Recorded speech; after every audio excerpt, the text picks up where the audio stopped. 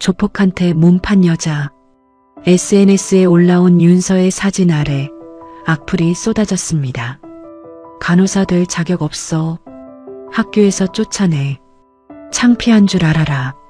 하지만 윤서는 아무 잘못도 하지 않았어요. 단지 죽어가는 사람을 살렸을 뿐이었죠. 새벽 3시 골목에서 피를 흘리며 쓰러진 남자. 모두가 외면했지만 간호대생 윤서는 주저없이 무릎을 꿇었습니다. 심폐소생술을 시작했어요. 그 선택 하나가 윤서의 모든 것을 앗아갔습니다. 5년 사귄 연인도 10년 지킨 친구도 꿈꾸던 미래까지. 하지만 여러분, 이야기는 여기서 끝이 아닙니다. 무너진 그 자리에서 윤서가 발견한 진실은 여러분이 상상하는 것보다 훨씬 더 충격적이었거든요. 이야기가 시작되기 전 잠시만 함께 해주세요. 오늘 이 이야기가 여러분 마음 한켠에 오래 남기를 바랍니다. 마음에 닿으셨다면 구독과 좋아요로 함께 해주세요. 새벽 편의점 아르바이트를 마친 윤서의 발걸음은 무거웠습니다. 26살 간호학과 3학년. 또래 친구들이 연애와 취업 걱정을 할 때 윤서는 어머니의 투석비와 학비를 걱정해야 했어요. 가방 속 통장에는 겨우 23만 원이 남아 있었죠. 낡은 원룸으로 향하는 골목길, 윤서는 이상한 광경을 목격했습니다. 검은 양복을 입은 남자 5-6명이 쓰러진 사람을 둘러싸고 있었어요. 중년 남자가 바닥에 쓰러져 경련을 일으키고 있었습니다. 입에서 거품이 나오고 있었죠. 윤서는 본능적으로 달려갔습니다. 양복 남자들이 막아섰지만 윤서는 밀치고 들어갔어요. 비켜주세요. 심폐소생술 해야 해요. 남자의 맥박이 느껴지지 않았습니다. 윤서는 즉시 가슴 압박을 시작했어요. 하나, 둘, 셋 리듬을 놓치지 않았습니다. 병원 실습에서 수백 번 연습했던 동작이었죠. 인공호흡, 다시 가슴 압박. 윤서의 이마에 땀이 맺혔습니다. 2분쯤 지났을까요? 남자가 헛기침을 하며 가까스로 숨을 들이쉬었습니다. 윤서는 안도의 한숨을 내쉬었어요. 멀리서 구급차 사이렌 소리가 들려왔죠.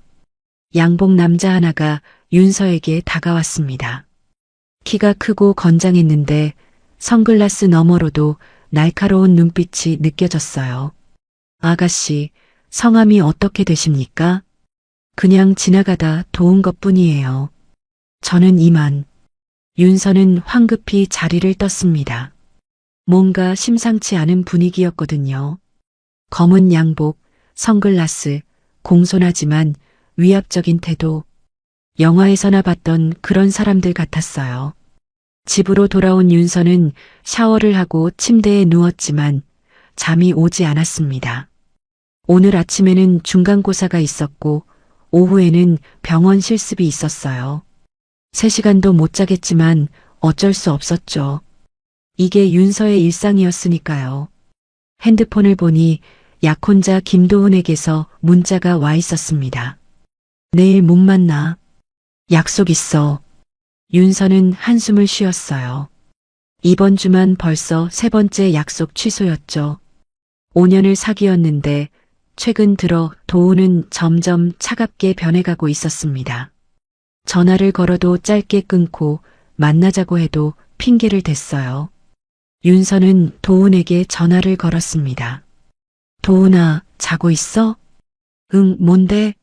이 시간에. 목소리가 귀찮다는 듯 했습니다. 아무것도 아니야. 그냥 목소리 듣고 싶어서.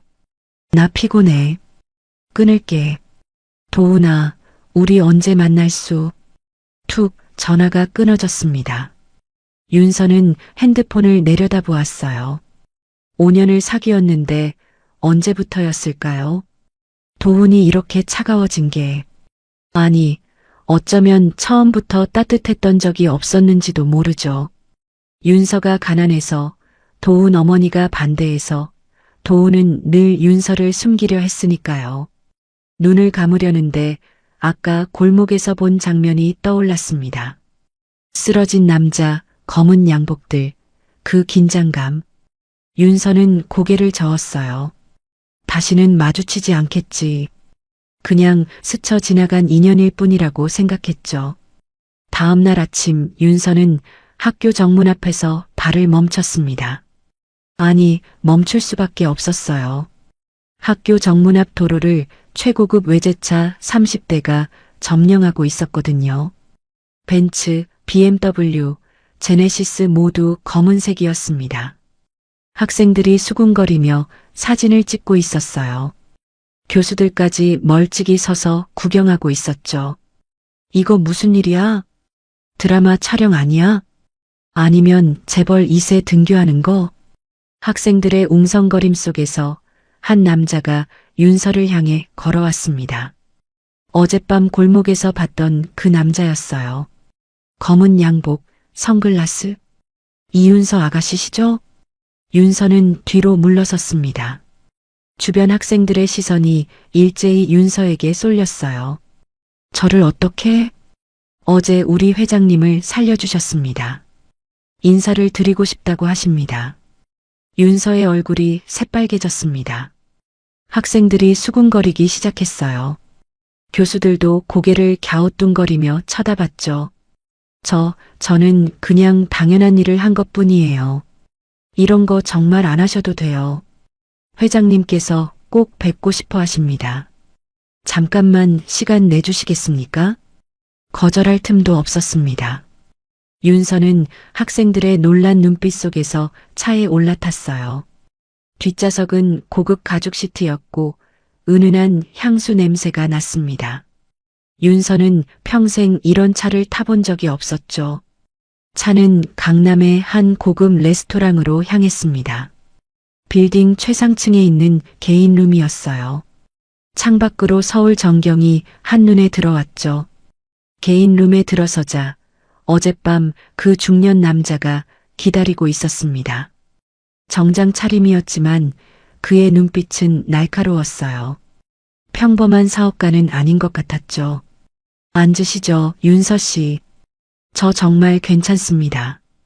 그냥 내 목숨을 살려주셨는데 인사도 못하고 보낼 순 없죠. 장민석이라고 합니다. 장민석?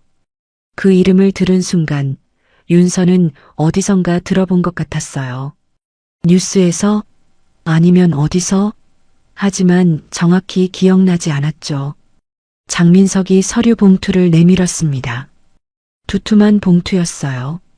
윤서 씨 형편을 알아봤습니다. 어머님 투석비, 학비, 생활비 쉽지 않으시죠? 어떻게 제 사정을? 윤서는 당황했습니다. 개인정보를 어떻게 알아낸 걸까요? 장민석은 윤서의 표정을 읽었는지 부드럽게 말했어요. 제 목숨을 살려준 은혜를 갚게 해주십시오. 학비 전액, 어머님 치료비, 그리고 살 곳, 모두 제가 책임지겠습니다. 윤서는 고개를 저었습니다. 아무리 어려워도 모르는 사람의 도움을 이렇게 받을 순 없었어요. 정말 괜찮습니다. 저는 그냥 사람을 살렸을 뿐이에요. 간호학도라면 누구나 했을 일이에요. 윤서 씨 아버님도 10년 전에 돌아가셨죠. 사체에 시달리다가 윤서의 눈빛이 흔들렸습니다. 그 이야기를 어떻게 아는 걸까요?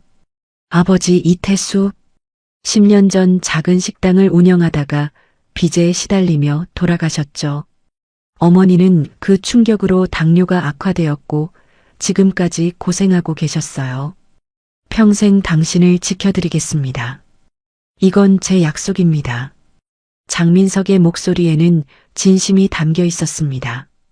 윤서는 혼란스러웠어요. 이 사람이 누구인지 왜 이렇게까지 하는지 알 수 없었죠.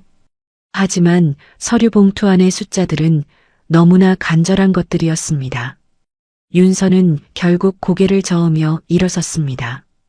감사하지만 받을 수 없어요. 죄송합니다. 장민석은 윤서를 붙잡지 않았습니다. 다만 명함 한 장을 건넸어요. 마음이 바뀌시면 언제든 연락 주세요. 윤서는 명함을 받아들고 레스토랑을 나왔습니다. 학교로 돌아가는 내내 윤서의 마음은 복잡했어요. 저 사람은 대체 누구일까?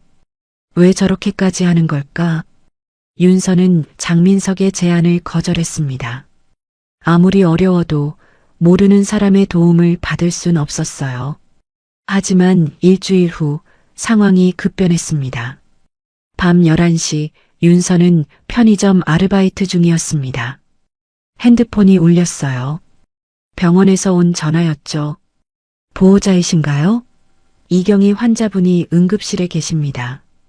빨리 오세요. 윤서는 아르바이트를 집어던지고 병원으로 달려갔습니다. 응급실에는 어머니가 산소 마스크를 쓴 채 누워 계셨어요. 의사가 윤서를 불렀죠. 투석 합병증으로 신장 기능이 급격히 악화됐습니다. 지금 당장 수술해야 해요. 수술비가 얼마나 되나요? 1200만 원 정도 됩니다. 윤서의 머릿속이 하얘졌습니다. 1200만 원. 통장에는 23만 원밖에 없었어요. 학교 친구들에게 빌릴 수도 없었죠. 다들 학생이었으니까요.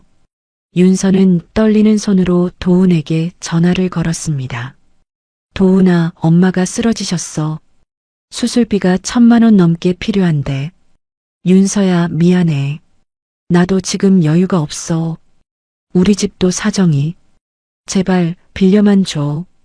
꼭 갚을게. 이자도 줄게. 제발. 미안해. 정말 미안해. 도훈의 목소리는 차갑기만 했습니다. 5년을 함께 했는데 1000만 원도 빌려줄 수 없다는 건가요?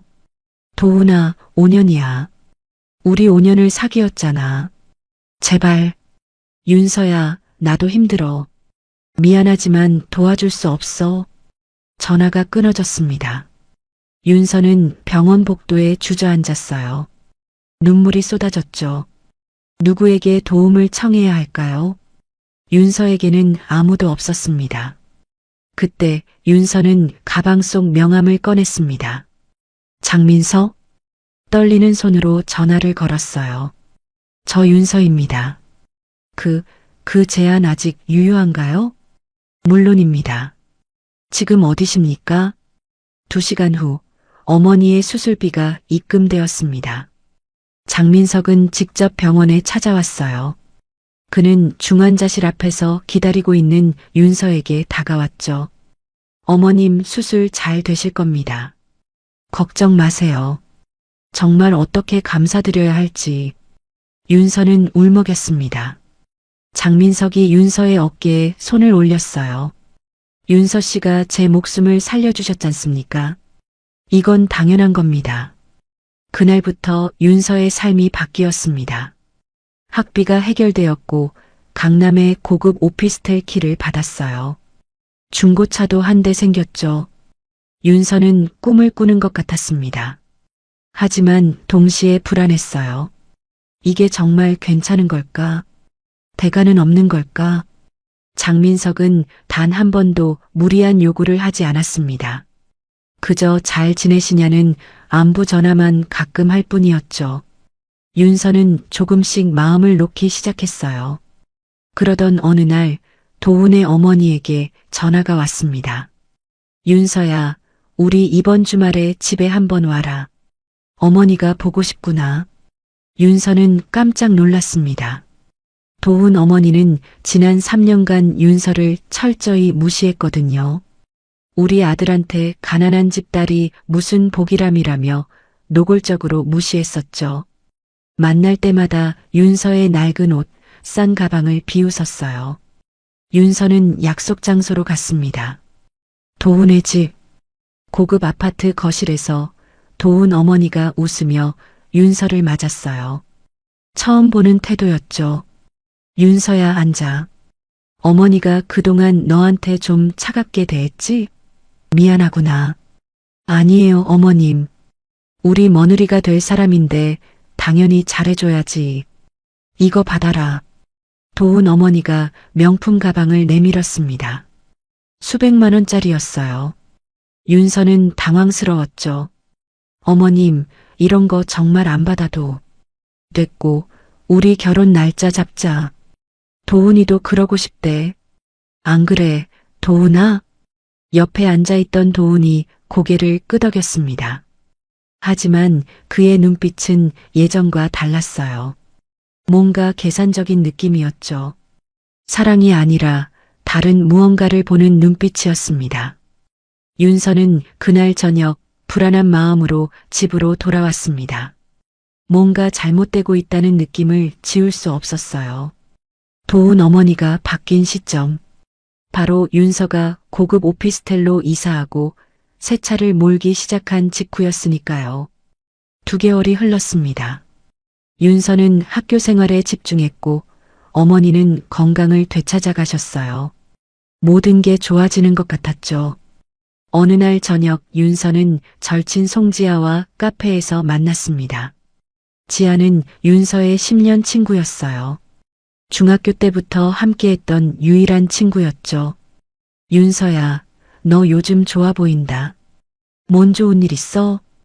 응, 그냥 엄마 건강도 좋아지시고 도훈이랑은 잘 지내? 지아가 묻는 순간 윤서는 지아의 핸드폰 화면을 흘끗 봤습니다. 카톡 알림이 떠 있었는데 발신자 이름이 김도훈이었어요. 윤서의 심장이 철렁 내려앉았습니다.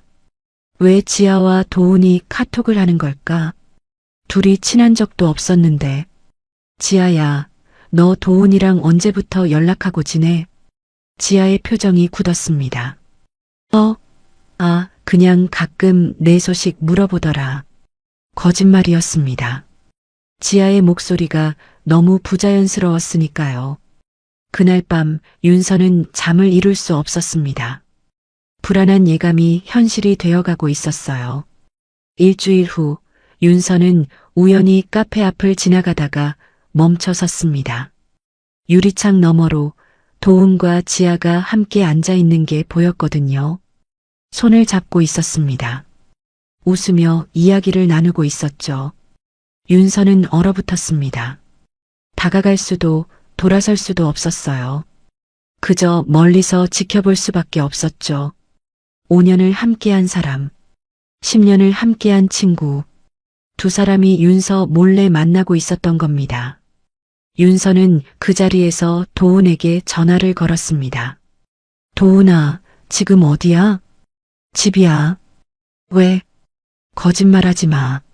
나 지금 너 보고 있어. 전화기 너머로 침묵이 흘렀습니다. 카페 안에서 도훈이 핸드폰을 내려다보더니 창밖을 봤어요. 윤서와 눈이 마주쳤죠. 도훈이 카페 밖으로 나왔습니다. 지아는 안에 그대로 앉아 있었어요. 윤서야. 5년이야, 도훈아. 우리 5년을 사귀었는데 어떻게 이럴 수가 있어? 윤서의 목소리가 떨렸습니다. 도훈은 잠시 망설이더니 차가운 표정으로 말했어요. 윤서야, 우리 이제 그만 만나자. 뭐라고? 너 같은 조폭 여자랑은 못 살겠어. 우리 부모님도 반대하셔. 윤서는 귀를 의심했습니다. 조폭 여자? 무슨 소리죠? 도훈아, 무슨 소리야? 나 조폭이랑 무슨 상관이? 학교에 다 소문났어. 너 조폭 두목 정부잖아. 고급차 타고 다니고 오피스텔 얻어주고 그게 다 공짜로 되는 줄 알아? 윤서는 할 말을 잃었습니다. 장민석에게 도움받은 걸 사람들이 오해하고 있었던 거예요. 윤서는 황급히 해명했죠. 아니야, 그건 내가 그 사람 목숨을 살려줘서. 됐어, 변명하지 마. 나도 이제 지겨워. 솔직히 말할게. 나 지아 좋아해. 지아랑 사귈 거야. 윤서는 숨이 막혔습니다. 5년 연인이 10년 친구와 바람을 피우고 있었다니. 어떻게 나한테 이럴 수가 있어? 지아는 내 유일한 친구였잖아. 지아가 너보다 훨씬 나아. 너처럼 조폭이랑 엮인 여자보다. 도훈이 돌아섰습니다. 카페 안으로 들어가더니 지아와 함께 뒷문으로 나갔어요. 윤서는 그 뒷모습을 멍하니 바라봤죠. 윤서는 비틀거리며 집으로 돌아왔습니다. 오피스텔 안 윤서는 소파에 주저앉았어요. 눈물도 나오지 않았습니다. 그저 허망했죠. 다음 날 학교에 갔을 때 상황은 더 악화되어 있었습니다. 강의실에 들어서자 학생들의 수군거림이 들렸어요. 핸드폰을 보며 킥킥거리는 소리, 윤서를 쳐다보는 시선들. 윤서는 자리에 앉아 핸드폰을 확인했습니다. SNS에 게시글이 올라와 있었어요. 익명 계정이었지만 내용은 명확했죠. 간호학과 이윤서, 조폭 두목정부로 호화생활 중. 사진까지 첨부되어 있었습니다. 윤서가 고급 오피스텔 앞에서 차에 타는 사진, 장민석의 부하들과 함께 있는 사진, 모두 각도를 교묘하게 잡아서 마치 윤서가 정말 그런 관계인 것처럼 보이게 만들었어요. 댓글은 끔찍했습니다. 역겹네. 몸 팔아서 호화생활하는 거 아니야? 간호사 될 사람이 저러면 안 되지. 저런 애가 나중에 환자 돌본다고? 무섭다. 학교 이미지 실추시키네. 퇴학시켜야 하는 거 아니야? 윤서는 떨리는 손으로 핸드폰을 내려놨습니다. 누가 이런 짓을 한 걸까요? 윤서에게는 적이 없었어요. 조용히 열심히 살아왔을 뿐이었죠. 점심시간 평소 친하게 지내던 친구들이 윤서를 피했습니다. 함께 밥을 먹자고 했지만 모두 핑계를 대며 거절했어요. 윤서야, 미안. 오늘 과제해야 돼서. 나도 선배 만나기로 했어. 다음에. 윤서는 혼자 학생 식당에 앉았습니다. 주변 학생들이 윤서를 쳐다보며 수군거렸어요. 윤서는 밥을 먹을 수가 없었죠. 그때 같은 과학생 정혜린이 친구들과 함께 지나가며 크게 말했습니다. 요즘 세상에 저렇게 사는 사람도 있네. 부끄러운 줄도 모르고. 윤서는 고개를 들었습니다. 예린이 비웃고 있었어요. 윤서는 그제야 깨달았죠. SNS에 글을 올린 사람이 예린이라는 걸. 정혜린. 재벌가 딸로 학교에서 유명했습니다. 명품으로 치장하고 다녔고 외제차를 몰고 다녔죠. 하지만 성적은 형편없었고 교수들에게도 미움받았어요. 매 시험마다 꼴찌를 면치 못했죠. 반면 윤서는 성적 1등에 모든 교수들이 아꼈습니다. 실습 태도도 훌륭했고 환자들에게도 친절했어요. 예린은 그게 늘 못마땅했던 겁니다. 가난한 주제에 왜 나보다 잘 나가냐는 질투심이었죠. 오후 실습병원에서 박상훈 교수가 윤서를 불렀습니다. 박 교수는 평소 윤서를 아끼던 사람이었어요. 너는 훌륭한 간호사가 될 거야라며 격려해주곤 했죠. 이윤서 학생, 잠깐 면담 좀 하죠. 교수 연구실에 들어서자 박 교수의 얼굴은 차가웠습니다. 평소와 달랐어요. 윤서 학생, SNS에 떠도는 글 봤어요. 교수님, 그건 오해예요. 제가 오해든 아니든 우리 병원 이미지에 좋지 않아요. 실습은 다른 병원에서 받으세요. 교수님, 제 말 좀 들어주세요. 저는 정말 결정사항입니다. 나가보세요. 박 교수는 윤서의 말을 끊었습니다. 해명할 기회조차 주지 않았어요. 박 교수는 처음부터 윤서의 말을 들을 생각이 없었던 겁니다. 그저 병원 이미지만 생각했을 뿐이었죠. 윤서는 병원을 나왔습니다. 학교로 돌아가는 길 핸드폰에 문자가 쏟아졌어요. 모두 익명의 악플이었죠. 학교 그만둬라. 창피한 줄 알아라. 더러운 년. 우리 학교 망신시키지 마. 윤서는 주저앉았습니다. 길 한복판에서 사람들이 지나다니는데 윤서는 그냥 주저앉아 버렸어요. 모든 게 무너지고 있었습니다. 약혼자, 친구, 학교, 실습. 하루아침에 윤서의 삶이 산산조각 나고 있었죠. 저녁 윤서는 송지아를 만나기로 했습니다. 직접 물어봐야 했어요. 왜 배신했는지, 학교 뒤편 공원에서 둘은 마주 앉았습니다. 지아는 윤서의 눈을 피했어요. 지아야, 너 도훈이랑 사귀는 거 맞지? 지아는 잠시 망설이다가 고개를 끄덕였습니다. 미안해, 윤서야. 10년이야. 우리 10년 친구였잖아. 어떻게 나한테 이럴 수 있어? 나도 어쩔 수 없었어. 도훈이가 먼저 고백했고 나도 도훈이 좋아했거든. 윤서는 믿을 수 없었습니다. 10년 우정이 이렇게 쉽게 무너질 수 있다니.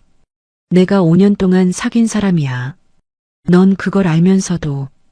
윤서야, 솔직히 너도 알잖아. 도훈이 너한테 진심이었던 적 없어. 걔 부모님도 널 싫어했고 언젠가 끝날 관계였어. 지아의 말이 가슴에 박혔습니다. 틀린 말이 아니었으니까요. 도훈은 늘 윤서를 숨겼어요. 부모님 앞에서, 친구들 앞에서. 윤서는 늘 뒷전이었죠. 그래도 넌 내 친구잖아. 미안해, 윤서야. 근데 너도 이제 잘 사잖아. 조폭한테 빌붙어서. 그것도 오해야. 난 그 사람 목숨을 살려줬을 뿐이고. 아무도 안 믿어, 윤서야. 너도 알잖아. 공짜는 없어. 내가 뭘 해줬는지 다들 알아. 지아가 일어섰습니다. 돌아서며 마지막으로 말했어요. 행복해, 윤서야. 너 원하던 거 다 이뤘잖아. 돈도 생기고. 지아는 떠났습니다. 윤서는 벤치에 혼자 남았어요. 10년 우정이 이렇게 끝나는 거였습니다. 그날 밤 윤서는 오피스텔에 혼자 앉아 있었습니다. 창밖으로 서울의 야경이 보였지만 윤서에게는 아무 의미가 없었어요. 이 모든 게 선의로 시작된 일이었는데, 쓰러진 사람을 살린 것뿐인데, 왜 이렇게 된 걸까요? 핸드폰이 울렸습니다. 어머니였어요. 윤서야, 너 괜찮니? 학교에서 무슨 일 있다며? 소문이 어머니한테까지 들어간 겁니다. 윤서는 괜찮은 척했죠. 엄마, 아무것도 아니야. 걱정 마. 윤서야, 엄마 때문에 고생만 시켜서 미안해. 엄마가 건강했으면. 아니야, 엄마. 나 정말 괜찮아. 금방 해결될 거야. 전화를 끊고 윤서는 처음으로 울었습니다. 참았던 눈물이 쏟아졌어요. 왜 착하게 살았는데 이런 일을 겪어야 하는 걸까? 왜 사람을 살렸는데 벌을 받는 걸까? 일주일이 지났습니다. 상황은 더 악화되었어요. 학교 게시판에 대자보가 붙었습니다. 간호학과의 수치, 이윤서 퇴학 요구. 학생들이 서명운동까지 시작했어요. 정혜린이 주도하고 있었죠.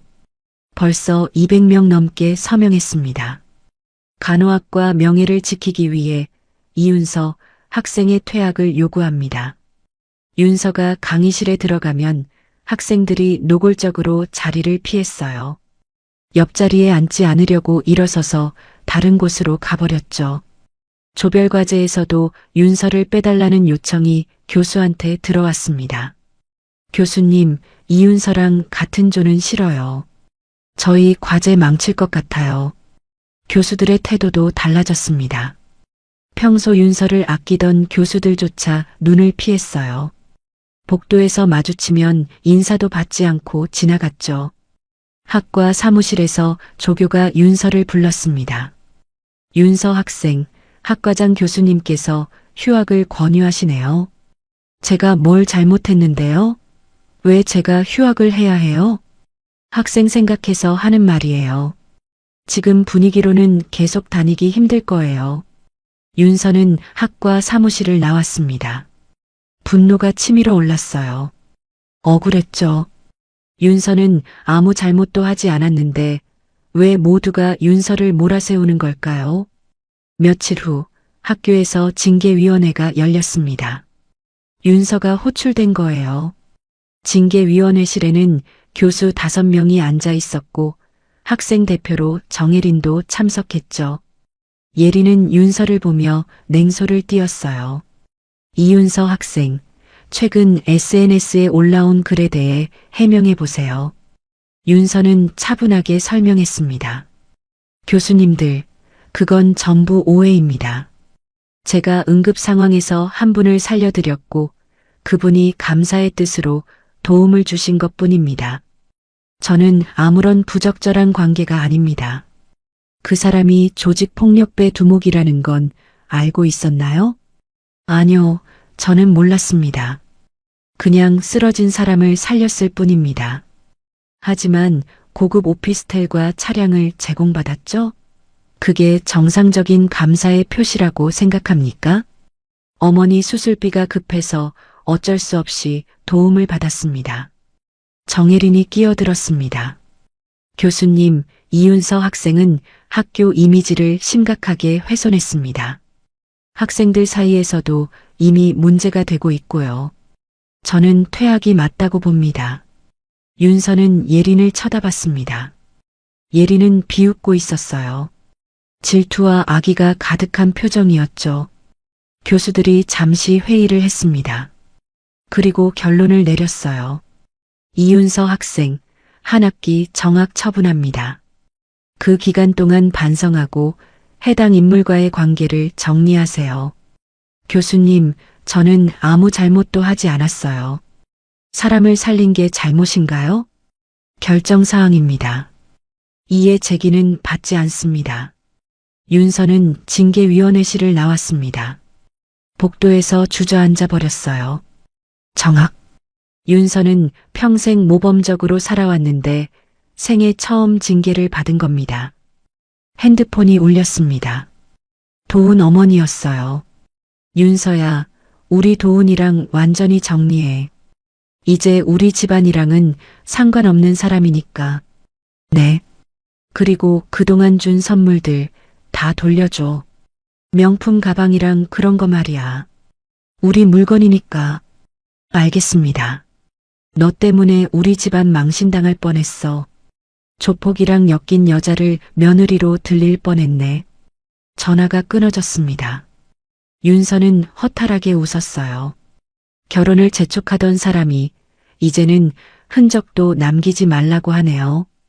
윤서는 오피스텔로 돌아와 짐을 쌌습니다. 이곳도 이제 나가야겠죠. 장민석과의 관계를 정리하라고 했으니까. 윤서는 모든 걸 포기하기로 했어요. 학교도 오피스텔도 차도 그냥 원래대로 돌아가는 게 나을 것 같았습니다. 하지만 그날 밤 윤서는 문득 깨달았습니다. 도훈 어머니가 갑자기 태도를 바꾼 이유, 왜 결혼을 재촉했는지, 윤서가 고급 오피스텔을 얻고 차를 몰기 시작했을 때 도훈 가족은 윤서에게 돈이 있다고 생각한 거예요. 그걸 노리고 결혼을 서두른 거죠. 하지만 조폭과 엮였다는 소문이 나자 오히려 짐이 된다고 판단한 겁니다. 윤서는 처음으로 분노를 느꼈습니다. 이용당했다는 걸 깨달은 거예요. 5년 동안 윤서는 사랑받은 게 아니었습니다. 그저 이용당했을 뿐이었죠. 윤서는 장민석에게 전화를 걸었습니다. 회장님, 저 때문에 소문이 나서 이러시면 안 될 것 같아요. 도움받은 거 다 정리하고 싶어요. 윤서 씨, 무슨 일입니까? 학교에서 저를 조폭 정부라고 모두가 저를 손가락질해요. 친구들도 교수님들도 정학까지 당했어요. 윤서의 목소리가 떨렸습니다. 장민석은 잠시 침묵하더니 말했어요. 제가 학교에 직접 찾아가서 해명하겠습니다. 아니에요. 그러시면 더 오해를 받아요. 제발 그냥 저를 내버려 두세요. 윤서 씨, 저 혼자 해결할게요. 회장님은 신경 쓰지 마세요. 정말 감사했습니다. 하지만 이제 그만. 윤서는 전화를 끊었습니다. 하지만 어떻게 해결해야 할지 알 수 없었어요. 이미 소문은 걷잡을 수 없이 퍼졌고 아무도 윤서의 말을 믿지 않았으니까요. 윤서는 침대에 누워 천장을 바라봤습니다. 모든 게 무너졌어요. 사랑, 우정, 학업, 미래. 윤서에게 남은 게 뭐가 있을까요? 그날 밤 윤서는 오랜만에 아버지를 떠올렸습니다. 10년 전 빚에 시달리다 돌아가신 아버지. 윤서야, 착하게 살아라. 그럼 복 받는다고 하셨던 아버지. 하지만 윤서는 착하게 살았는데 왜 이런 벌을 받는 걸까요? 정학 통보를 받은 다음 날 윤서는 오피스텔을 정리하기 시작했습니다. 짐을 싸며 지난 몇 달을 돌아봤어요. 행복했던 적이 있었나? 아니, 처음부터 불안했던 것 같습니다. 공짜는 없다는 걸 알면서도 윤서는 어머니의 수술비 때문에 어쩔 수 없었죠. 집 정리를 하던 중 현관 초인종이 울렸습니다. 문을 열자 장민석이 서 있었어요. 윤서 씨, 들어가도 될까요? 회장님 어떻게? 관리사무소에 연락했습니다. 윤서 씨가 이사 준비 중이라고 들었어요. 장민석은 거실에 앉았습니다. 그의 표정은 평소와 달리 무거웠어요. 학교에서 정학 처분 받았다고 들었습니다. 네, 제 잘못이에요. 회장님과의 관계를 정리하라고 하더라고요. 윤서 씨 잘못이 아닙니다. 제가 윤서 씨를 지켜드리지 못했네요. 아니에요. 회장님은 저를 도와주셨잖아요. 제가 감당을 못한 거예요. 장민석이 서류 봉투를 꺼냈습니다. 두툼한 봉투였어요. 윤서는 그걸 보며 고개를 저었죠. 회장님, 더 이상 도움은 받을 수 없어요. 이미 충분히. 이건 도움이 아닙니다. 윤서 씨가 알아야 할 진실입니다. 장민석이 서류를 윤서 앞에 펼쳤습니다. 첫 장부터 충격적이었어요. 김도훈 부모의 사업자 등록증. 업종은 대부업이었습니다. 이게 뭔가요? 윤서 씨 아버님 이태수 씨. 10년 전 사업 실패로 돌아가신 게 아닙니다. 장민석의 목소리가 낮아졌습니다. 김도훈의 부모가 운영하는 불법 사채업체에 당하신 겁니다. 윤서의 손이 떨렸습니다. 서류에는 아버지의 이름이 적혀 있었어요. 대출 금액 500만 원. 하지만 이자는 연 300%였습니다. 복리로 계산되어 6개월 만에 빚이 3천만 원으로 불어나 있었어요. 아버님은 작은 식당을 운영하셨죠. 재료비가 급해서 김도훈 부모에게 돈을 빌렸습니다. 하지만 6개월 만에 빚이 눈덩이처럼 불어났어요. 결국 식당도 집도 모두 빼앗기셨습니다. 장민석이 또 다른 서류를 꺼냈습니다. 아버지가 받았던 협박 문자, 폭력 사진들이었어요. 윤서는 눈물이 쏟아졌죠. 아버님은 그 충격으로 심장마비로 돌아가셨습니다. 자살이 아니라 그들이 죽인 거나 마찬가지예요. 윤서는 숨이 막혔습니다. 아버지가 돌아가시기 전 늘 괴로워하셨던 이유, 비톡촉 전화에 시달리던 모습, 모든 게 떠올랐어요. 김도훈은 이 사실을 알고 있었습니다. 그리고 부모의 지시로 윤서 씨에게 접근했어요. 거짓말이에요. 도훈이가 그럴 리 없어요. 우리 5년 전 김도훈이 윤서 씨에게 처음 말을 건 날짜를 기억하십니까? 윤서는 기억했습니다.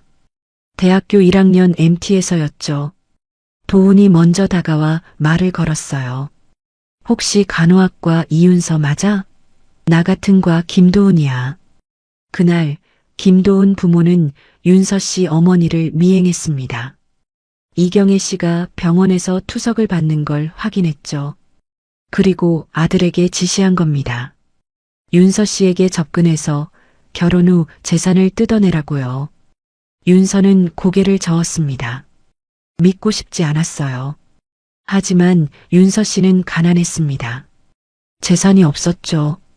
그래서 김도훈은 5년 동안 윤서 씨 곁에 머물며 기회를 노렸어요. 혹시 윤서 씨 쪽에서 돈이 생기지 않을까 기다린 겁니다. 그러다 제가 윤서 씨를 도와주기 시작하자 김도훈 가족은 윤서 씨에게 돈이 생겼다고 판단한 겁니다.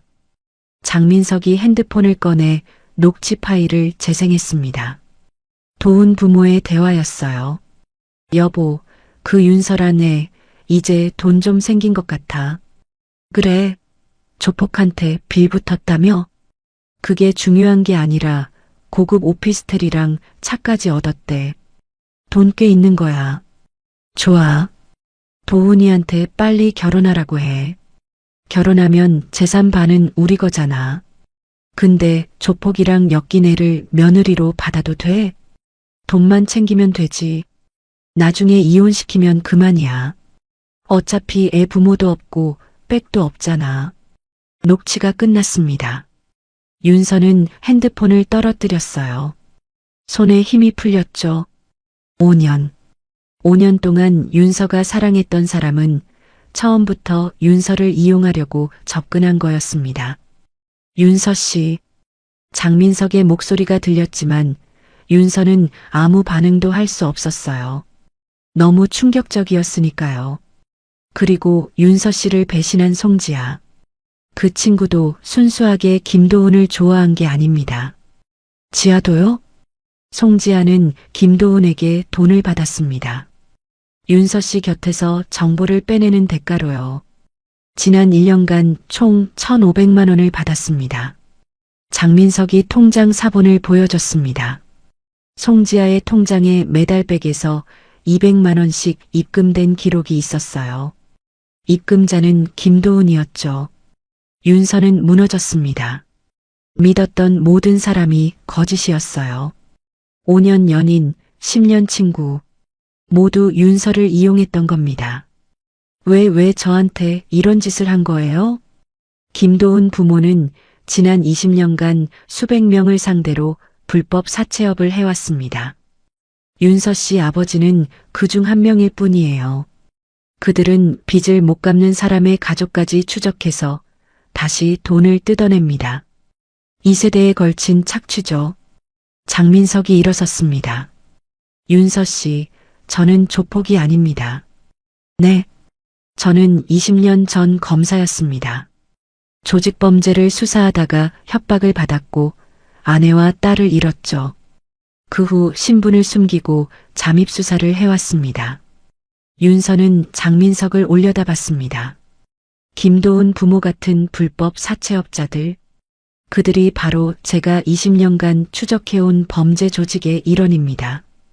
그리고 윤서 씨 덕분에 저는 그들을 잡을 결정적 증거를 확보했습니다. 제가 어떻게요? 윤서 씨가 김도훈과 사귀면서 그의 집을 드나들었죠. 그 과정에서 김도훈 부모의 불법 장부 사진을 찍어둔 게 있을 겁니다.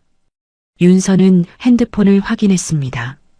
1년 전 도훈 집에 갔을 때 우연히 찍은 사진이 있었어요. 책상 위에 놓인 장부였는데 당시에는 뭔지 몰랐죠. 그냥 배경으로 찍혔던 거였어요.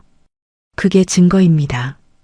불법 대출 명단과 이자율이 적혀 있어요.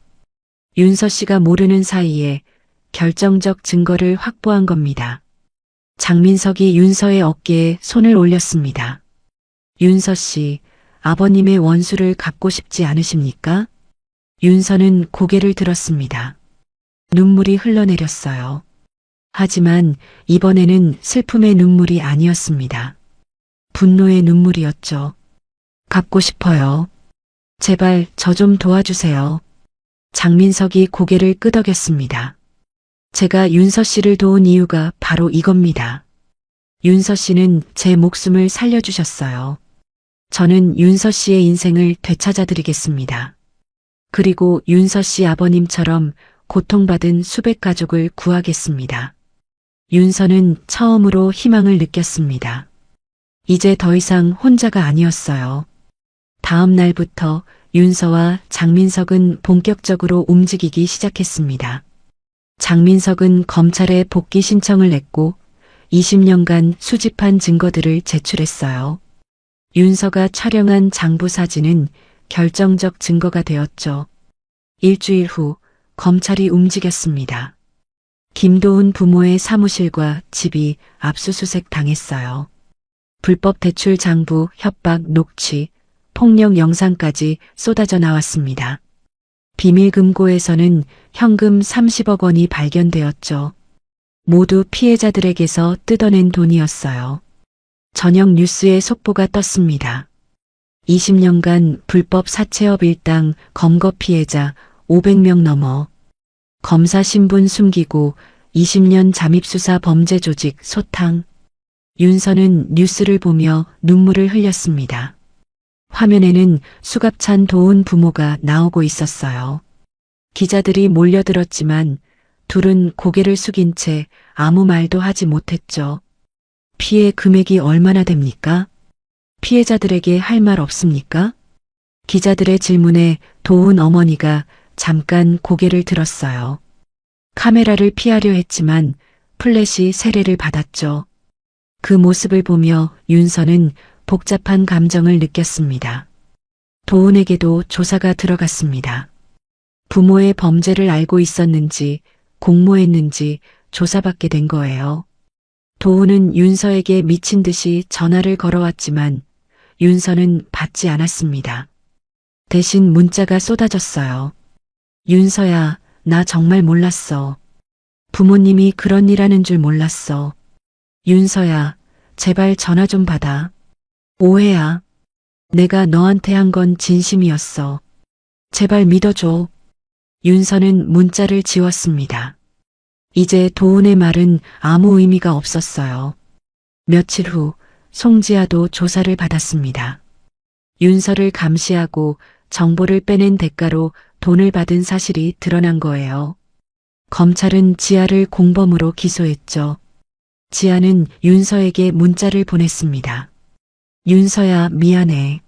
나 잘못했어. 제발 용서해줘. 나 정말 돈이 필요했어. 윤서는 답장하지 않았습니다. 대신 검찰에 지아가 보낸 모든 문자와 통화 기록을 제출했어요. 지아가 도운에게 윤서의 일정, 대화 내용, 심지어 어머니의 병원 기록까지 넘긴 증거였죠. 학교에도 진실이 알려졌습니다. 장민석이 직접 학교를 찾아가 신분을 밝혔어요. 학과장 교수 앞에서 검사증을 제시하며 말했죠. 저는 조직폭력배가 아닙니다. 검사 장민석입니다. 20년간 범죄 조직을 추적해왔고 이윤서 학생은 제 목숨을 살려주었습니다. 제가 감사의 뜻으로 도움을 드린 것뿐입니다. 이윤서 학생에 대한 모든 오해를 풀어주시기 바랍니다. 학교는 발칵 뒤집혔습니다. 교수들은 당황했고 학생들은 충격에 빠졌어요.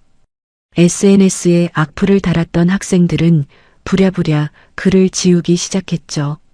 하지만 이미 캡처되어 퍼진 후였습니다. 징계위원회가 다시 열렸습니다. 이번에는 윤서가 아니라 정혜린이 조사를 받았어요. 정혜린 학생, 이윤서 학생에 대해 허위 사실을 유포한 게 맞습니까? 예린은 얼굴이 하얗게 질렸습니다. 저는 그냥 소문을 들은 대로. SNS 계정 추적 결과 최초 게시자가 정혜린 학생으로 확인되었습니다. 또한 학생들을 선동해 서명운동까지 주도했죠. 학교 이미지를 훼손하고 동료 학생에게 심각한 피해를 입힌 점을 고려하여 퇴학 처분합니다. 예린이 비명을 질렀습니다. 안 돼요. 저 퇴학당하면 안 돼요. 다른 학교도 못 가요. 결정사항입니다. 나가주세요. 예린은 징계위원회실을 나오며 윤서를 쏘아봤어요. 윤서는 담담하게 예린을 바라봤죠. 복수심이 아니었습니다. 그저 인과응보일 뿐이었어요. 그런데 며칠 후 예린에게도 충격적인 일이 벌어졌습니다. 예린의 아버지가 운영하던 회사가 검찰 조사를 받게 된 거예요. 장민석의 수사망이 확대되면서 정혜린 아버지의 회사도 조사 대상에 포함된 겁니다. 횡령과 배임 혐의였죠. 예린 아버지는 직원들의 퇴직금을 빼돌려 개인 용도로 사용했고 회계장부를 조작해왔습니다. 뉴스에 따르면 예린 아버지는 김도훈 부모의 불법 사채를 이용해 회사 자금을 돌렸다고 합니다. 그 과정에서 거액의 뇌물도 주고받았죠. 회사는 부도가 났고 예린 아버지는 구속되었어요. 예린 가족의 재산은 모두 몰수되었습니다. 윤서는 뉴스를 보며 복잡한 심정이었습니다. 예린을 불쌍하게 여기지는 않았어요. 하지만 그렇다고 기쁘지도 않았죠. 그저 모든 게 제자리로 돌아가는 느낌이었습니다. 한편 실습을 거부했던 박상훈 교수에게도 조사가 들어갔습니다. 장민석의 수사망이 확대되면서 박 교수가 제약회사로부터 뇌물을 받은 사실이 드러난 거예요. 박 교수는 특정 제약회사의 약품을 환자들에게 과다 처방하고 그 대가로 5년간 총 2억 원을 받았습니다. 환자들은 부작용에 시달렸지만 박 교수는 모른 척했죠. 심지어 부작용을 호소하는 환자들에게 원래 그런 거다라며 무시했어요. 검찰은 박 교수를 기소했고 의료법 위반으로 의사 면허 취소 절차가 진행되었습니다. 박 교수는 병원에서 파면되었어요. 윤서는 병원 앞에서 박 교수와 마주쳤습니다. 박 교수는 초라한 모습이었어요. 정장 대신 후드티를 입고 있었고 수염도 제대로 안 깎은 상태였죠. 윤서 학생, 교수님, 미안하네. 자네를 오해했어. 나도 잘못 판단했지. 오해가 아니었어요, 교수님. 교수님은 진실을 확인하려고 하지 않으셨잖아요. 그냥 귀찮았던 거죠. 병원 이미지가 중요했던 거고요. 박 교수는 할 말을 잃었습니다. 윤서가 옳았으니까요. 박 교수는 한 번도 윤서의 말을 들으려 하지 않았어요. 그저 문제를 빨리 없애고 싶었을 뿐이었죠. 윤서는 그 자리를 떠났습니다. 뒤돌아보지 않았어요. 이제 과거는 끝났습니다. 학교는 윤서에게 공식 사과문을 발표했습니다. 정학 처분도 취소되었고 오히려 학교 측에서 윤서에게 장학금을 주겠다고 제안했어요. 하지만 윤서는 정중히 거절했습니다. 감사하지만 필요 없습니다. 저는 제 힘으로 졸업하고 싶어요. 친구들이 하나둘 윤서에게 사과했습니다. 하지만 윤서는 그들을 용서하지 않았어요. 힘들 때 외면했던 사람들을 다시 받아들일 이유가 없었죠. 미안해, 윤서야. 우리가 오해했어. 괜찮아. 하지만 우리 이제 친구 아니야. 난 힘들 때 함께 해줄 사람이 필요해. 좋을 때만 있는 사람은 필요 없어. 윤서는 학교를 다니기 시작했습니다. 이번에는 당당하게 걸었어요. 사람들의 시선이 따라왔지만 이번에는 달랐습니다. 존경과 미안함이 섞인 시선이었죠. 김도훈 부모의 재판이 시작되었습니다. 법정에는 500명이 넘는 피해자들이 몰려들었어요. 모두 김도훈 부모에게 인생을 망친 사람들이었죠. 나이든 노인부터 젊은 부부까지 다양한 사람들이 방청석을 가득 메웠습니다.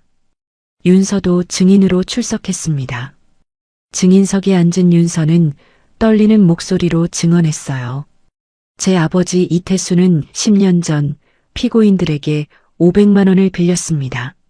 하지만 6개월 만에 빚이 3천만 원으로 불어났고 결국 모든 것을 잃었습니다. 아버지는 그 충격으로 심장마비로 돌아가셨어요. 제가 16살 때였습니다. 방청석에서 흐느끼는 소리가 들렸습니다. 윤서의 어머니 이경이었어요. 어머니는 손수건으로 눈물을 닦고 있었죠. 검사가 윤서에게 물었습니다. 증인, 피고인 김씨 부부의 아들 김도훈과 교제했던 게 사실입니까? 네, 5년간 사귀었습니다. 김도훈이 피고인들의 지시로 증인에게 접근했다는 사실을 알고 계셨습니까? 최근에 알게 되었습니다. 어떤 심정이셨습니까? 윤서는 잠시 침묵했습니다. 법정 안이 조용해졌어요. 배신당했다고 느꼈습니다. 5년 동안 진심으로 사랑했는데 상대는 저를 이용만 했으니까요. 하지만 더 화가 났던 건 제 아버지를 죽음으로 몰고 간 사람들이 다시 저에게 접근해서 똑같은 짓을 하려 했다는 거예요. 2대에 걸쳐 우리 가족을 착취하려 했다는 게 정말 용서할 수 없었습니다. 방청석에서 탄식이 터졌습니다. 피해자들도 비슷한 경험을 했거든요. 부모가 빚을 못 갚으면 그 자식들에게까지 빚을 물리는 수법. 김도훈 부모의 전형적인 방식이었죠. 재판장이 피고인들에게 물었습니다. 피고인들 할 말 있습니까? 도훈 어머니가 일어섰습니다. 눈물을 흘리며 말했어요. 재판장님, 우리가 잘못했습니다. 하지만 우리도 먹고 살려고 한 거예요. 제발 선처를. 피해자 500명 넘게 만들어 놓고 먹고 살려고 했다고요? 재판장의 목소리가 차갑게 떨어졌습니다. 피고인들은 20년간 조직적으로 불법 사채업을 운영하며 무려 500명이 넘는 피해자를 양산했습니다. 피해 금액만 300억 원이 넘고 그 과정에서 3명이 자살했습니다. 이태수 씨를 포함해 5명이 심장마비로 사망했고요. 이는 단순한 불법 사채가 아니라 조직적 범죄입니다. 재판장이 판결문을 읽기 시작했습니다. 피고인 김 씨 부부 징역 15년을 선고합니다. 불법 수익 전액 몰수하고 피해자들에게 배상하도록 합니다. 또한 향후 10년간 금융업 종사를 금지합니다. 도훈 어머니가 주저앉았습니다. 도훈 아버지는 고개를 떨궜어요. 15년. 환갑이 넘은 나이에 15년형을 받았으니 사실상 무기징역이나 마찬가지였죠. 윤서는 법정을 나왔습니다. 복도에서 수갑찬 도훈 어머니와 마주쳤어요. 윤서야, 제발 선처 좀 부탁해줘. 탄원서 좀 써줘. 우리가 잘못했어. 정말 미안해. 윤서는 차갑게 대답했습니다. 10년 전 제 아버지한테도 그렇게 빌 기회를 주셨나요? 아버지가 무릎 꿇고 빌었을 때 어머님은 뭐라고 하셨죠? 빚은 갚아야지. 못 갚으면 내 딸한테 받을 거야 라고 하셨잖아요. 도훈 어머니는 할 말을 잃었습니다. 저도 같은 말씀을 드릴게요. 죄는 갚아야죠. 어머님이 그렇게 가르쳐 주셨잖아요.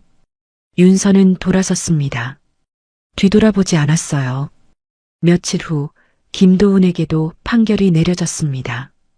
부모의 불법 사채업을 알면서도 방조하고 윤서에게 접근해 범행을 도운 혐의로 징역 3년이 선고되었어요. 도훈은 법정에서 고개를 숙인 채 아무 말도 하지 못했죠. 도훈은 구치소에서 윤서에게 편지를 보냈습니다. 윤서야, 나 정말 미안해. 처음에는 부모님 말을 들어서 내게 접근했던 게 맞아. 하지만 시간이 지나면서 난 정말 너를 좋아하게 됐어. 3년 차부터는 진심이었어. 제발 믿어줘. 나 용서해 줄 수 없어? 나 출소하면 다시 시작할 수 있을까? 윤서는 편지를 찢어버렸습니다. 진심? 5년 동안 단 한 번도 윤서를 지켜주지 않았으면서 무슨 진심이란 말인가요? 도훈이 진짜 윤서를 사랑했다면 부모가 반대할 때 윤서 편을 들었어야 했어요. 윤서가 힘들 때 곁에 있어야 했죠. 송지아에게도 재판이 열렸습니다. 공범 혐의로 기소된 거예요. 지아는 윤서를 감시하고 정보를 넘긴 대가로 1년간 총 1,500만 원을 받았습니다. 재판에서 지아는 울며 빌었습니다. 저도 돈이 필요했어요. 학비 내야 했고 생활비도 필요했다고요. 윤서 피해 준 것도 아니고 그냥 일정이랑 그런 거 알려준 것 뿐이에요. 하지만 재판장은 냉정했습니다. 피고인은 10년 우정을 돈으로 팔았습니다. 그 정보로 인해 피해자는 계획적으로 이용당했고 심각한 정신적 피해를 입었습니다. 징역 2년, 집행유예 3년을 선고합니다. 사회봉사 200시간을 명합니다. 지아는 법정을 나오며 윤서를 찾았습니다. 윤서야, 미안해. 정말 미안해. 나 정말 잘못했어. 윤서는 지아를 쳐다봤습니다. 지아야, 넌 한 번도 내 친구였던 적이 없어. 그냥 돈 때문에 내 곁에 있었던 거잖아. 10년이 1,500만 원이었구나. 1년에 150만 원. 한 달에 12만 원. 우리 우정의 가격이 그 정도였네. 아니야. 나 정말 너 좋아했어. 좋아했으면 배신하지 않았겠지. 돈을 선택한 순간 우리 우정은 끝난 거야. 윤서는 지아를 두고 떠났습니다. 10년 우정이 이렇게 끝나는 거였어요. 한편 정혜리는 학교에서 퇴학당한 후 지방까지 몰락했습니다. 아버지는 감옥에 있고 어머니는 빚에 쪼들렸어요. 예리는 지방 소도시로 이사를 가야 했죠. 예리는 떠나기 전 윤서에게 문자를 보냈습니다. 윤서야, 내가 잘못했어. 너한테 질투했던 거 인정해. 넌 가난해도 모든 걸 다 가졌잖아. 성적도, 교수들 사랑도, 친구들도. 나는 돈은 많았지만 아무것도 없었어. 그게 너무 싫었어. 미안해. 윤서는 답장을 보냈습니다. 예린아, 나는 내가 나한테 한 짓을 용서할 생각 없어. 하지만 내 인생은 내가 책임져야지. 너도 이제 알았을 거야. 돈으로는 행복을 살 수 없다는 걸. 잘 살아. 예리는 더 이상 답장하지 않았습니다. 모든 재판이 끝났습니다. 윤서는 법원 계단에 앉아 하늘을 올려다봤어요. 파란 하늘에 흰 구름이 떠 있었습니다. 아버지가 떠올랐어요. 아버지, 이제 원수를 갚았어요. 아버지를 괴롭혔던 사람들 모두 벌을 받았습니다. 이제 편히 쉬세요. 장민석이 다가왔습니다. 윤서 씨, 수고 많으셨습니다. 모든 게 끝났네요. 검사님 덕분입니다. 검사님이 아니었으면 제가 윤서 씨께 빚졌습니다. 목숨을 살려주셨으니까요. 그리고 20년 수사를 완성할 수 있게 해주셨고요. 저도 검사님 덕분에 아버지 원수를 갚았어요. 이제 우리 빚진 거 없는 거죠? 장민석이 미소 지었습니다. 그렇게 생각하시면 섭섭한데요. 저는 윤서 씨를 평생 지켜드리겠다고 약속했습니다. 그 약속은 여전히 유효합니다. 윤서는 고개를 숙였습니다. 눈물이 났어요. 이번에는 행복의 눈물이었죠. 1년이 흘렀습니다. 윤서는 간호사 국가고시에 합격했고 서울 대형 병원 응급실에 취직했어요. 어머니 이경희는 건강을 되찾았고 작은 카페를 운영하기 시작했습니다. 윤서야, 이 돈으로 카페 인테리어 하려고. 어때?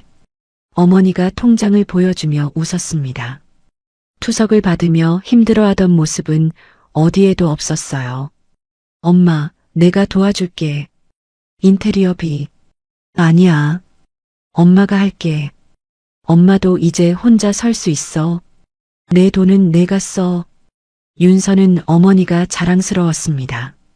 고생만 하시던 어머니가 이제는 웃으며 자신의 꿈을 이루고 계시니까요. 어느 날 윤서는 응급실에서 교통사고 환자를 받았습니다. 20대 남성, 심정지 상태였어요. 윤서는 침착하게 심폐소생술을 시작했죠. 1년 전 장민석을 살렸던 것처럼 가슴 압박 30회, 인공호흡 2회, 리듬을 놓치지 않았습니다. 3분 후 환자의 심장이 다시 뛰기 시작했어요. 활력 징후 돌아왔습니다. 응급실에 안도의 한숨이 퍼졌습니다. 환자는 살아났어요. 나중에 알고 보니 그 환자는 병원 원장의 아들이었습니다. 원장은 윤서에게 깊이 감사했어요. 윤서 간호사, 우리 아들 살려줘서 고맙습니다. 당신이 아니었으면. 아니에요, 원장님. 제 일을 한 것뿐입니다. 하지만 그 일을 완벽하게 해내는 사람은 많지 않습니다. 뭐 필요한 거 있으면 말씀하세요. 며칠 후 원장은 윤서를 불렀습니다. 윤서 간호사, 우리 병원에서 석사과정 학비 전액을 지원하겠습니다. 응급의학 전문 간호사 과정으로요. 원장님, 그건 우리 병원의 투자입니다. 당신 같은 인재가 더 성장하면 우리 병원에도 좋은 일이니까요. 윤서는 감사히 받아들였습니다. 이번에는 떳떳했어요. 윤서의 실력과 노력을 인정받은 거니까요. 윤서의 삶은 안정되어 갔습니다. 병원에서 인정받고 동료들과 좋은 관계를 유지했어요. 1년 전과는 완전히 달랐죠. 그러던 어느 날 병원 로비에서 누군가 윤서를 불렀습니다. 윤서야. 돌아보니 김도훈이었습니다. 초라한 모습이었어요. 낡은 작업복을 입고 있었고 얼굴에는 피로가 가득했죠. 3년형을 받았지만 모범수로 1년 만에 가석방된 모양이었어요. 부모는 여전히 감옥에 있고 재산은 모두 몰수되었죠. 도훈은 건설 현장에서 일용직으로 일하고 있었습니다. 윤서야, 나 정말 잘못했어. 다시 시작할 수 없을까? 너밖에 없어. 제발. 윤서는 도훈을 쳐다봤습니다. 예전 같았으면 마음이 흔들렸을지도 모르죠. 하지만 지금은 아니었어요. 도훈 씨, 우리 5년을 사귀었잖아요. 그래, 5년이야. 그 세월이 아무것도 아니야? 우리, 그 5년 동안 당신은 단 한 번도 나를 지켜주지 않았어요. 당신 어머니가 나를 무시할 때도, 내가 힘들 때도, 당신은 늘 방관했죠. 아니, 같이 무시했잖아요. 도훈의 얼굴이 굳었습니다. 그리고 당신은 처음부터 나를 이용하려고 접근했어요. 내 아버지를 죽음으로 몰고 간 부모의 지시를 받으면서 5년 내내 거짓말을 했죠. 윤서야, 그건 처음만 나중에는 진심이었어. 진심이었으면 지아랑 바람 피우지 않았겠죠. 진심이었으면 내가 힘들 때 조폭 여자라고 모욕하지 않았을 거예요. 윤서는 차갑게 웃었습니다. 이제 와서 무슨 다시 시작이에요?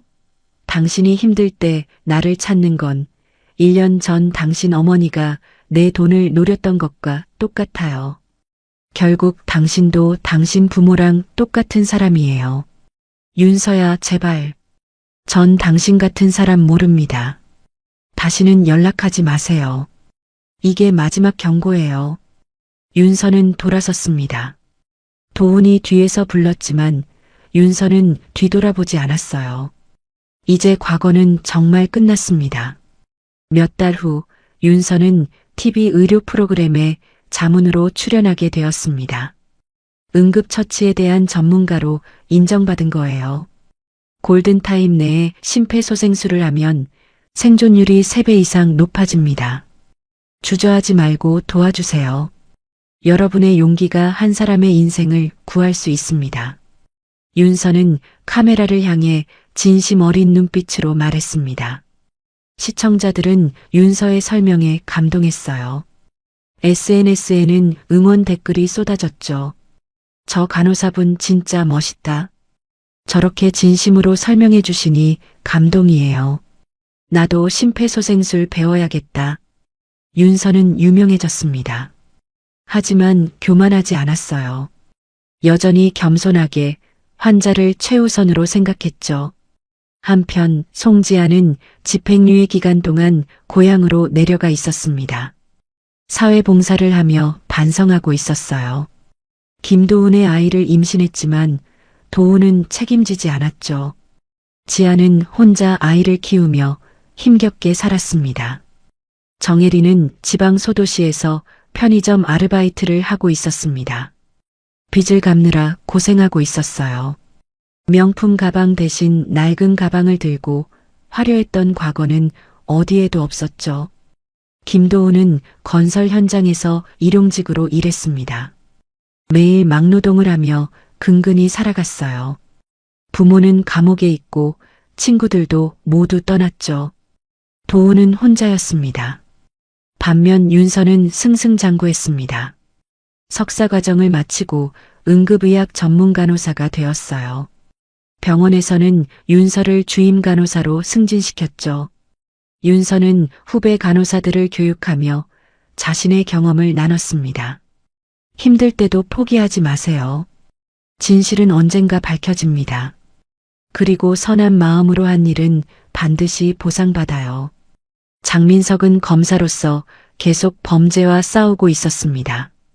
20년 잠입 수사 끝에 국내 최대 범죄 조직을 소탕하는 데 성공했어요. 윤서 아버지 이태수처럼 피해를 본 수백 가족이 구제받았습니다. 장민석은 가끔 윤서를 만나 식사를 했습니다. 윤서에게는 아버지 같은 존재였어요. 윤서 씨, 요즘 어떻습니까? 바쁘지만 행복해요. 제가 하고 싶었던 일을 하고 있으니까요. 다행입니다. 윤서 씨 같은 사람이 간호사가 되어서 환자들이 복받았네요. 검사님도 계속 좋은 일 하시잖아요. 범죄자들 잡으시고. 장민석이 미소 지었습니다. 서로 좋은 일 하며 살아가는 거죠. 윤서 씨가 제 목숨을 살려주셨으니 저는 이 목숨으로 세상을 더 나은 곳으로 만들겠습니다. 윤서는 고개를 끄덕였습니다. 1년 전 새벽 골목에서 쓰러진 사람을 살렸던 선택. 그 선택이 윤서의 인생을 완전히 바꿔놓았어요. 힘든 시간도 있었지만 결국에는 모든 게 제자리를 찾았습니다. 어느 날 저녁 윤서는 병원 옥상에 올라갔습니다. 서울 야경이 한눈에 들어왔어요. 1년 전 이 자리에서 절망했던 게 떠올랐습니다. 학교에서 쫓겨나고 친구들에게 외면받고 모든 게 무너졌을 때. 하지만 지금은 달랐죠. 윤서는 웃고 있었습니다. 진실이 밝혀졌고 악인들은 벌을 받았어요. 윤서는 다시 일어섰고 꿈을 이뤘죠. 바람이 불어왔습니다. 윤서는 하늘을 올려다보며 속삭였어요. 아버지, 저 잘 살고 있어요. 아버지도 하늘에서 편히 쉬세요. 사랑해요, 아버지. 바람이 더 세게 불었습니다. 마치 아버지가 대답하는 것 같았어요. 잘했다, 윤서야. 착하게 살아서 고맙다. 윤서의 선한 마음 하나가 아버지의 원수를 갚았고 수백 가족을 구했고 자신의 인생까지 바꿨습니다. 진심은 통한다는 것, 그리고 선행은 반드시 보상받는다는 것. 윤서는 그걸 증명했어요. 다음 날 윤서는 평소처럼 출근했습니다. 응급실에는 오늘도 환자들이 기다리고 있었어요. 윤서는 환자들에게 미소 지으며 다가갔죠. 안녕하세요. 제가 담당 간호사 이윤서입니다. 걱정하지 마세요. 제가 잘 돌봐드릴게요. 윤서의 미소에는 진심이 담겨 있었습니다. 1년 전의 고통, 배신, 절망을 모두 이겨낸 사람만이 가질 수 있는 따뜻함이었죠. 윤서는 이제 알았습니다. 세상에는 나쁜 사람도 있지만 좋은 사람도 있다는 것. 힘든 시간이 와도 포기하지 않으면 언젠가 좋은 날이 온다는 것. 그리고 선한 마음으로 한 일은 반드시 보상받는다는 것. 윤서의 이야기는 계속됩니다. 매일 환자를 살리고 후배들을 가르치고 어머니와 함께 웃으며. 그리고 언젠가 윤서도 누군가의 인생을 바꿔줄 거예요. 장민석이 윤서에게 그랬던 것처럼. 여러분, 오늘 이야기 어떠셨어요? 윤서는 단지 쓰러진 사람을 살렸을 뿐인데 모든 건 잃었습니다. 배신당하고 오해받고 혼자가 되었죠. 하지만 포기하지 않았어요. 진실은 결국 밝혀졌고 악인들은 벌을 받았습니다. 윤서는 다시 일어섰죠. 이 이야기가 우리에게 주는 교훈은 무엇일까요? 선한 행동은 때로 오해를 받을 수 있습니다. 힘든 시간도 올 수 있어요. 하지만 포기하지 않으면 진실은 언젠가 밝혀집니다. 그리고 선행은 반드시 보상을 받죠. 우리 모두 살아가며 다양한 선택을 합니다. 쓰러진 사람을 도울 것인가, 외면할 것인가, 버려온 친구를 도울 것인가, 모른 척할 것인가. 그 선택들이 모여서 우리의 인생을 만듭니다. 윤서처럼 용기 있게 선하게 살아가세요. 비록 지금은 힘들어도 결국에는 좋은 결과가 올 거예요. 진심으로 한 일은 절대 배신하지 않습니다. 여러분께도 이 이야기가 작은 위로와 지혜가 되었으면 좋겠습니다. 끝까지 들어주셔서 감사합니다. 구독과 좋아요 부탁드립니다.